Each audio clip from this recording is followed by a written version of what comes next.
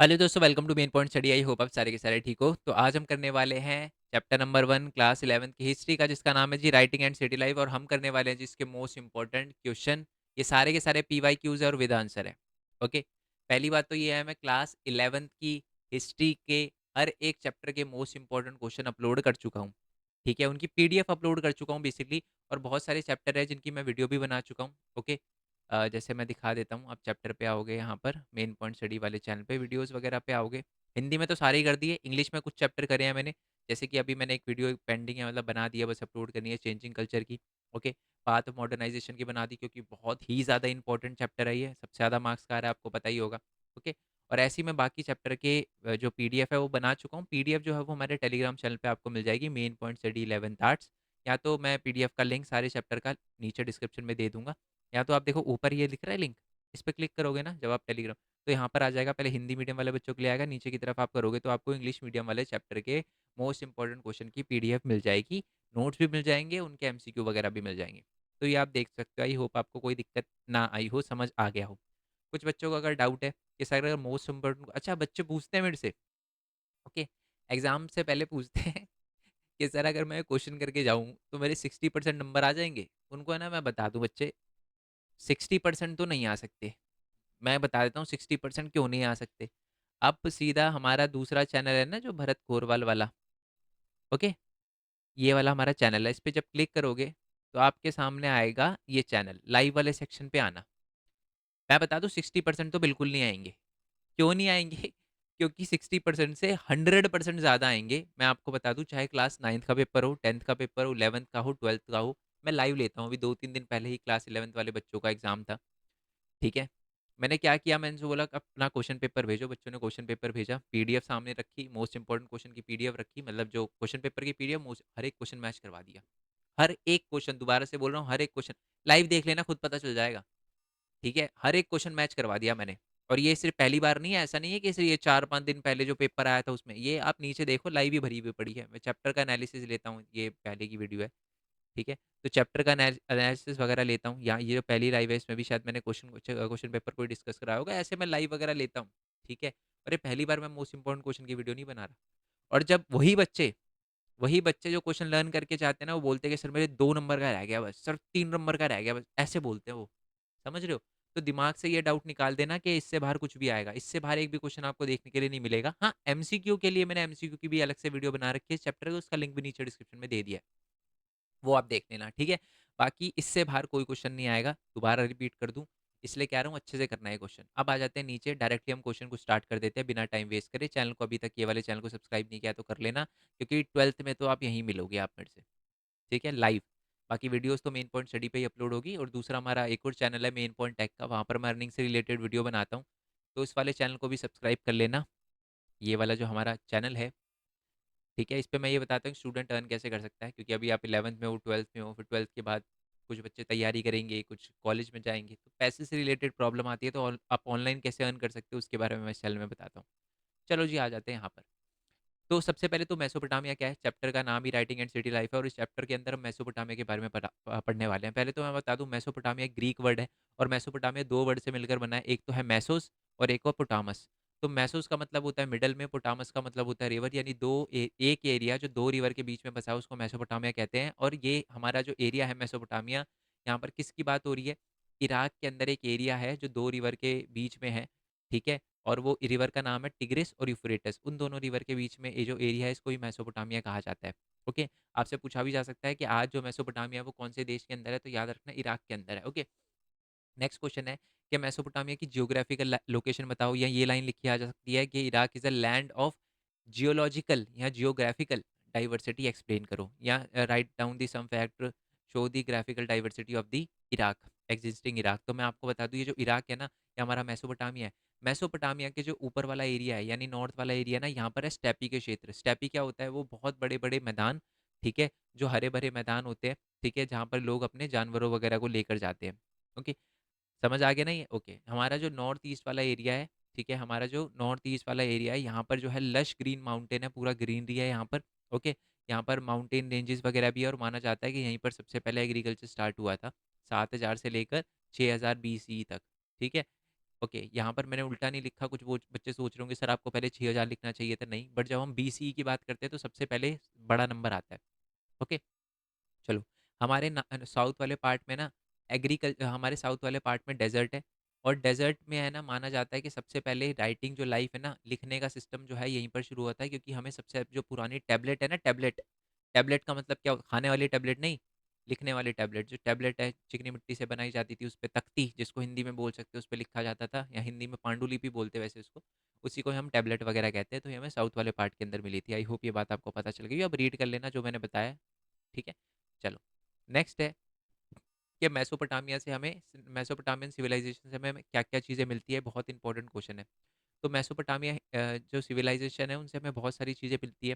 पहली बात तो माना जाता है कि सिटी लाइफ की शुरुआत मेसोपोटामिया से हुई थी, development of city began in Mesopotamia. दूसरी बात है कि जो व्हील हम यूज़ करते हैं ना, पहिया, वो भी माना जाता है कि मेसोपोटामिया में ही खोजा गया था। ओके, तीसरा है जो क्यूनिफॉर्म लैंग्वेज है, क्यूनिफॉर्म यानी जो लिखने का, ये पिक्चर बनाने का सिस्टम है, ये भी मेसोपोटामिया से शुरू हुआ था पहले। साइंस में जैसे हम कहते हैं ना कि एक साल के अंदर 12 महीने, 12 महीने के अंदर, एक महीने के अंदर 30 29 दिन वगैरह जो भी है, उसके बाद एक दिन के अंदर 24 घंटे, एक घंटे के अंदर 60 मिनट, एक मिनट के अंदर 60 सेकंड, ये सिस्टम भी बोला जाता है कि मैसोपोटामिया से लिया गया। ओके, और ये जो एरिया निकालने का है, और ये area, square, table, square root, ये वाला सिस्टम भी हमें माना जाता है कि मैसोपोटामिया से ही हमने सीखा है। ओके, तो ये सारी की सारी देन जो है वो मैसोपोटामिया के। डिट्टो आंसर याद करना है, 5 में 8 नंबर में आएगा ये क्वेश्चन। ठीक है, नेक्स्ट वाले क्वेश्चन की बात करते हैं कि मैसोपोटामिया में जो रिवर है उसका रोल बताओ। तो मैसोपोटामिया के अंदर जो दो रिवर है उनका बहुत ज़्यादा बड़ा रोल था। मेसोपोटामिया की जो टिग्रिस और यूफ्रेटस रिवर थी, तो हमारी जो ये रिवर थी ना, ये क्या करती थी कि टर्की वगैरह के एरिया से जोड़ती थी। ये बेसिकली निकलती है टर्की से और आर्मेनिया वगैरह ये वाले एरिया से निकलती है, और ये कहीं ना कहीं जो हमारे मेसोपोटामिया का एरिया था वहाँ पर पानी वगैरह पहुँचाने में यूज़फुल है, जहाँ पर खेती वगैरह अच्छे से हो सकती है, मतलब फूड प्रोडक्शन के लिए इंपॉर्टेंट मानी जाती है।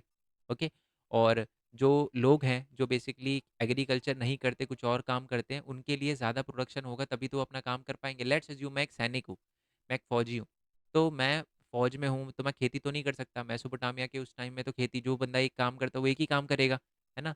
तो जो बंदा सोल्जर होता था ना, उसको वो खेती नहीं कर सकता, तो उसके लिए जो लोग ज़्यादा खेती करते थे और फिर बाकी प्रोडक्शन इसको देते थे, और इसकी जगह वो उनको अपनी सर्विसेज वगैरह प्रोवाइड करते, तो ये वाला सिस्टम चलता था। इसलिए उस टाइम में बहुत ही ज़्यादा रोल था हमारी रिवर्स का, क्योंकि रिवर्स जो है, जो नोमैडिक्स ट्राइब्स जो होती है ना, नोमैडिक्स वो लोग होते हैं जो एक जगह से दूसरी जगह घूमते रहते हैं, उनकी भी जो डेली नीड है, बहुत सारी पीने का पानी हो गया, मछली वगैरह हो गया, ये भी हमारे रिवर वगैरह से ही मिलती थी उनको। तो इसीलिए रिवर का बहुत इंपॉर्टेंट रोल माना जाता है हमारे मेसोपोटामिया के अंदर। ठीक है जी, आई होप ये बात आपको क्लियर हो गई हो।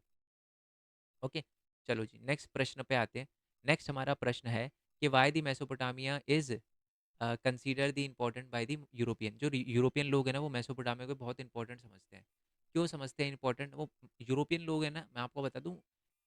ओके, समझो, 1873 के अंदर ना ब्रिटिश न्यूज़पेपर ने फोर्स किया, मतलब बोला कि हम पैसे देंगे, आप है ना मेसोपोटामिया के अंदर खुदाई करवाओ। अच्छा जी, खुदाई करवाओ, क्यों खुदाई करवाओ मेसोपोटामिया के अंदर, और यूरोपियन इतना क्यों इंटरेस्टेड है? मैं आपको बताता हूँ क्यों इंटरेस्टेड है। क्योंकि यूरोपियन की जो बुक है, आपको पता है यूरोपियन ज़्यादातर क्रिश्चियन है, तो क्रिश्चियन की जो बाइबल होती है, बाइबल का एक पार्ट है जिसको बुक ऑफ जेनेसिस कहते हैं, ओल्ड टेस्टामेंट का पार्ट है, उसमें ना एक वर्ड बार बार आया जिसका जो है शिमार। और शिमार जो वर्ड है ना, उसका रेफरेंस सुमेर से मिलता है, और जो सुमेर है ना, वो हमारे मेसोपोटामिया के अंदर बोली जाने वाली पहली लैंग्वेज है, और उस एरिया में बोली जाती है जिस एरिया का नाम सुमेर है। तो इसलिए रेफरेंस वगैरह मिलते हैं हमारे बाइबल में। और एक और चीज़ है कि मेसोपोटामिया के अंदर है ना एक स्टोरी बहुत ज़्यादा मशहूर है, और वो स्टोरी है जियो सूद्रा या उतना पिष्टिम की, और यही स्टोरी हमें बाइबल में भी मिलती है। बट इसमें ना हीरो का नाम जो है वो उतना पिष्टिम नहीं है, या जियो शूद्र नहीं है, वो है नोहा। अब ये स्टोरी क्या थी, माना जाता है कि वर्ल्ड खत्म होने वाला था, वगैरह आने वाली थी, फ्लड की वजह से जो है अर्थ खत्म होने वाला था, दुनिया खत्म होने वाली थी, इसलिए गॉड ने एक बंदे को धरती पे भेजा जिसका नाम था नोआ। इस बंदे ने क्या किया, हर एनिमल स्पीशीज और प्लांट की स्पीशीज की एक एक जो है वो जोड़ा जो है उस शिप में रख लिया, बड़ा सा शिप बनाया, शिप में रख लिया, और खत्म होने के बाद जो है फिर वो जो स्पीशीज है वो सर्वाइव कर पाई, और इसी की वजह से फिर आगे उनकी जनरेशन बढ़ पाई। नेक्स्ट है कि टैबलेट, ये जो तख्ती होती है वो कैसे बनाई जाती है। पहले तो चिकनी मिट्टी ली जाती है, जो स्क्राइब होता है, स्क्राइब यानी लिखने वाला जो होता है, वो पहले चिकनी मिट्टी लेता है, उसको उस साइज़ का बनाता है ताकि वो उसको कंफर्टेबली एक हाथ से पकड़ वगैरह पाए। ओके, उसके बाद वो क्या करता है कि एक रीड का मतलब यहाँ पर है ना एक पैनी लकड़ी से कह सकते हो, रीड से कट करके उस पे लिखता था, और एक वो क्यूनिफॉर्म लैंग्वेज से लिखता था। क्यूनिफॉर्म का मतलब होता है साइन लैंग्वेज, और जो बिल्कुल वेज शेप में हो, मतलब ऐसे, ठीक है? जैसे हम जो वर्ड बनाते हैं ऐसे होता है ना, ऐसे नहीं, बिल्कुल कांटे वाले शब्द ऐसे।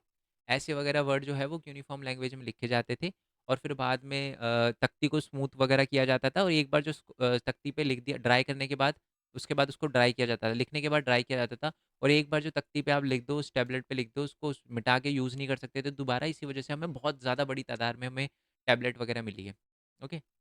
नेक्स्ट वाले क्वेश्चन की बात करते हैं। जो मेसोपोटामिया का जो सिटी हो रहा है ना, वो एक अनप्लैन्ड सिटी माना जाता है। मैं इसको एग्ज़ाम में बता देता हूँ, इससे क्वेश्चन क्या बनता है कि मेसोपोटामिया का जो एरिया है जिसका नाम है उर, और दूसरी तरफ जो हमारा मोहनजोदड़ो वाला एरिया है इंडस वैली सिविलाइजेशन का, उसमें ना बहुत ज़्यादा अलग अलग डिफरेंस देखने को मिलता है, क्योंकि मोहनजोदाड़ो के अंदर या जोदड़ो के अंदर जो सिटी बनाई गई थी ना, वो बहुत ही प्लान्ड थी, और ये अनप्लैन्ड थी। इसका मतलब बताता हूँ क्या। यहाँ पर है ना, सिटी जो उर थी उसके अंदर जो गलियाँ थी वो टेढ़ी-मेढ़ी थी। तो इसके पता चलता है कि टेढ़ी-मेढ़ी गलियाँ थी, और जो लोग अपना कचरा भी गली के बाहर फेंक देते थे, और जो सामान आता था ना, वो क्या होता था, गली के बाहर ही गली के अंदर जो है वो घोड़े की सॉरी घोड़ा कह रहा हूँ, गधे की पीठ पे रख के गली के अंदर लाया जाता था, क्योंकि टेढ़ी-मेढ़ी गलियाँ होती थी। बट मेसोपोटामिया में ऐसा नहीं था। गलियाँ बहुत स्ट्रेट होती थी, और ग्रिड पद्धति से, यानी जो ग्रिड होता है ना, ग्रिड सिस्टम में एक दूसरे से काटती थी, ताकि लोग एक आराम से जानवर वगैरह या जो भी बुलो कार्ट है उसको अंदर तक लेकर जाया जा सके, है ना? तो ये सिस्टम वगैरह चलता था हमारे उर सिटी के अंदर। आई होप ये बात आपको पता चल गई हो, मतलब बहुत ही ईजी सिस्टम था, बहुत ही बढ़िया सिस्टम था हमारे उर के अंदर। ओके, चलो। नेक्स्ट है कि यूफ्रेटस रिवर जो है वो एंशियंट मेसोपोटामिया के अंदर ये यूफ्रेटस रिवर की तारीफ करी गई है। तो ये बता रखा है ट्रेड के लिए बहुत इंपॉर्टेंट था, है ना? जो चीज़ें थी वो टर्क वगैरह, तुर्की वगैरह से, ओमान वगैरह से, तुर्की है बेसिकली, ओमान तो नहीं।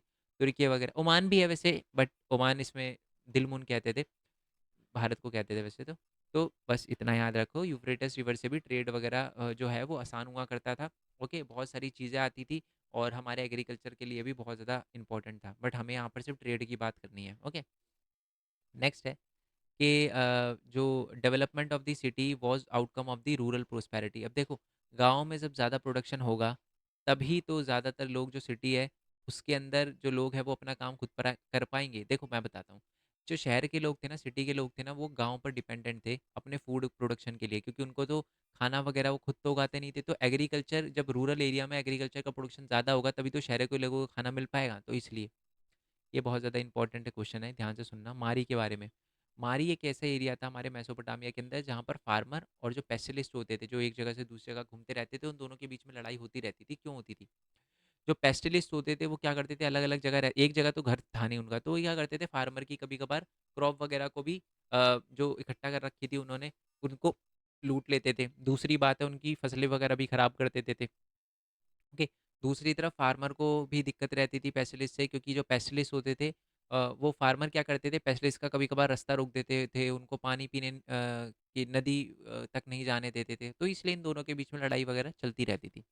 ओके, चलो यही बात बोली गई है। बाकी फीचर ऑफ अर्बनाइजेशन, अर्बनाइजेशन क्या होता है? अर्बनाइजेशन का मतलब होता है शहर।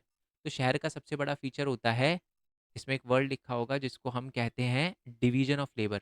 जब काम आपस में सबका बटा हुआ होना, उसी को कहते हैं डिवीजन ऑफ लेबर। और यहाँ पर जो होते हैं, लोग एक दूसरे से कॉन्टिन्यूसली इंटरेक्ट कर पाते हैं, करते हैं, ज़रूरत है उनको। क्योंकि देखो, शहरों के अंदर क्या होता है, सबका काम बटा होता है। लोहार का काम होता है, लोहे का काम करना, जूते बनाने वाला अलग होता है, कपड़े। बट गाँव में सारे के सारे लोग अपने काम सारे के सारे खुद ही करते हैं।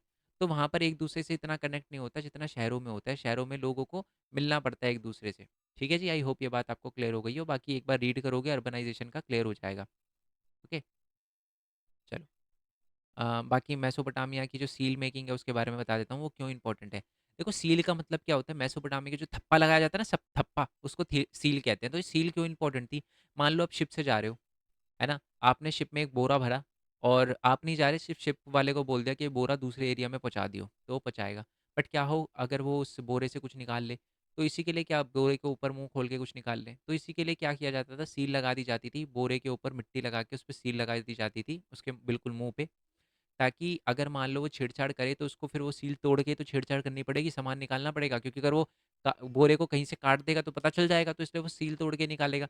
और जब वो लास्ट वाले बंदे के पास जाती थी, ठीक है, मतलब जिसको जाना है उसके पास, यहाँ पर जिस बंदे को के पास अल्टीमेटली वो जानी होती थी, वो जब जाती थी वो चेक करता था कि सील सही सलामत है या नहीं है। अगर सही सलामत नहीं होती थी तो शिप वाले को पकड़ लेता था कि भाई उसने तो सामान सही भेजा होगा, सील लगाई हुई है, सील टूटी भी क्यों है।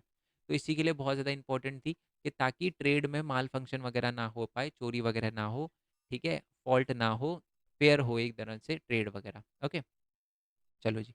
ये पॉटर्स व्हील के बारे में लिखा है, जो पहिया है उससे क्या फ़ायदा हुआ, ठीक है, ये तो मास प्रोडक्शन हो पाया एग्रीकल्चर वगैरह में, वर्कशॉप में, ये सारा का सारा दे रखा है। ओके, चलो जी। बाकी 2-3 क्वेश्चन है। सबसे पहले तो टेम्पल वाला देख लेते हैं। टेम्पल जो होते हैं ना, उसकी इंपॉर्टेंस बतानी है। तो मेसोपोटामिया के अंदर जो टेम्पल्स थे वो बहुत इंपॉर्टेंट थे और वो ना कच्ची ईंटों से बनाए जाते थे।